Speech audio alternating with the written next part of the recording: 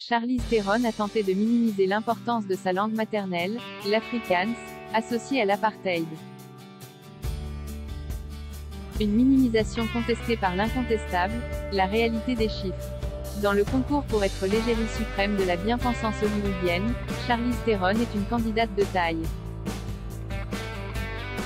Militante des droits des minorités, elle est nommée messager de la paix des Nations Unies en 2008. 8 ans plus tard, elle figure sur la liste des personnes les plus influentes au monde du magazine Time. Entre-temps, elle adopte 2 enfants dans son Afrique du Sud natale, dont un garçon qui a ensuite transitionné vers le sexe opposé. Annonçant la nouvelle aux médias en 2019, elle explique qu'il lui aurait déclaré à l'âge de 3 ans qu'il était une fille. Elle l'a élevé en tant que tel et insiste pour que les médias respectent ses pronoms. La vedette des publicités J'adore veut cocher toutes les cases de la respectabilité idéologique.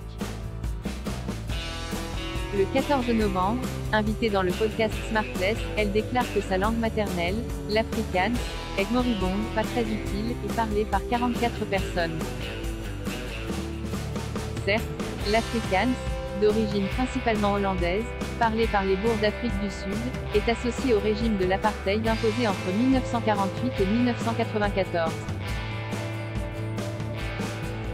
On comprend donc que l'ambassadrice de marque des montres Breitling veuille afficher publiquement son mépris pour cette langue.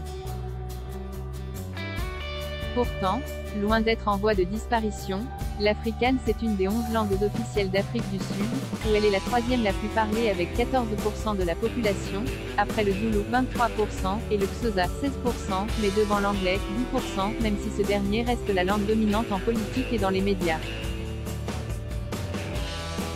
En plus de ses 7 millions de locuteurs dans la République arc-en-ciel, l'afrikaans est parlé aussi en Namibie, au Botswana et au Zimbabwe, ainsi que dans nombre de livres, chansons, films et émissions de télévision. La star la désigne comme un vecteur de la suprématie blanche, alors que 60% de ses usagers sont des noirs ou des gens de couleur.